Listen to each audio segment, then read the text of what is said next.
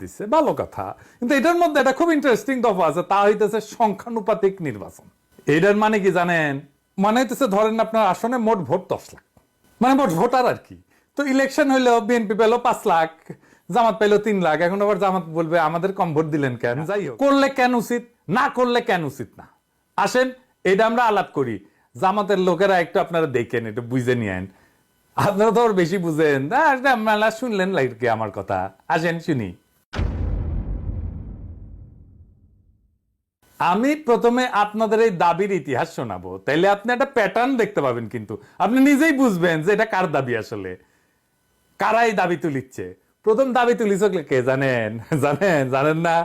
এই 1994 সালে দাবি তুলেছিল সিপিবি, বুঝছাও। তারপরে দাবি তুলিছে কে?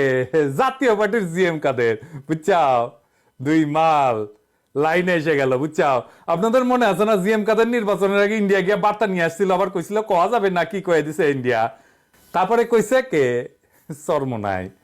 আপনি কি একটা প্যাটার্ন দেখবার পাচ্ছেন? জামাতের ভাইরা প্যাটার্ন দেখবার পান যে তিনটা দল, আমি কইবার চাইতেছিলাম না, তাও কয়া দিই আর কি। এটা মানুষে মনে করে, আমি কিন্তু কই নাই কিছু, বুঝছাও। তিনটা দল ইন্ডিয়ার খুব ঘনিষ্ঠ বলে কথিত আছে। চরমোনাইয়ের ভাইরা মাইন্ড করেন না, এটা আপনাদের সম্পর্কে পারসেপশন। আমি কইছি জন্য তা কিন্তু না, এটা আপনাদের সম্পর্কে সমাজে পারসেপশন। পারসেপশন নিয়ে কি করবেন এটা আপনারা বুঝে নেন, কিন্তু আপনাদের সম্পর্কে সমাজে এই কথা চালু আছে। কিন্তু আপনারা যদি মনে করেন যে চালু নাই, তাইলে আপনারা রাজনীতি করার জন্য সাবালক হয়ে ওঠেননি, বুঝছাও। আসলে এই সংখ্যানুপাতিক নির্বাচন এটা হইতেছে ইন্ডিয়ান এজেন্ডা। তাহলে ইন্ডিয়া কেন এই সংখ্যানুপাতিক নির্বাচন প্রমোট করছে? এর ইন্টারেস্টিং আলাপ, আসেন সে আলাপটা দেখি।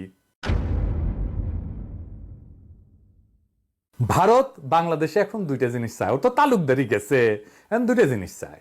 এক, বাংলাদেশ যেন স্থিতিশীল একটা শক্তিশালী সরকারি দল না থাকে। দুই, আওয়ামী লীগ যেন বাংলাদেশের রাজনীতিতে জায়গা কইরা নেয়।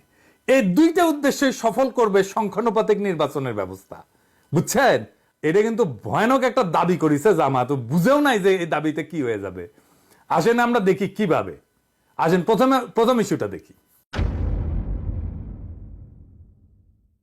ধরেন যে এই যে বিপ্লব হয়নি, এরকম একটা অবস্থায় নির্বাচন হইতেছে আর কি। হ্যাঁ, বিপ্লব হয়নি এটা ধরে নেন আর এইটা যে অবস্থা ছিল সেই অবস্থার মধ্যে আমরা একটা নির্বাচনের মধ্যে যাইতেছি।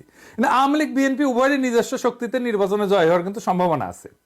এমনকি মতাদর্শগত ভাবে বা কৌশলগত ভাবে উভয়ের দিকে যে ঝুঁকে থাকা দলগুলা এটার সাথে জোট গঠন না কইরাও কিন্তু এই দুই দলের জেতার সম্ভাবনা আছে। তার উপরে যদি তাদের মাঝে একটা দল জোট গঠন করে ফেলে এবং অন্যটা জোট গঠন না করে, তাহলে যেই দল জোট গঠন করবে সেই দলের জয়ের সম্ভাবনা বেশি।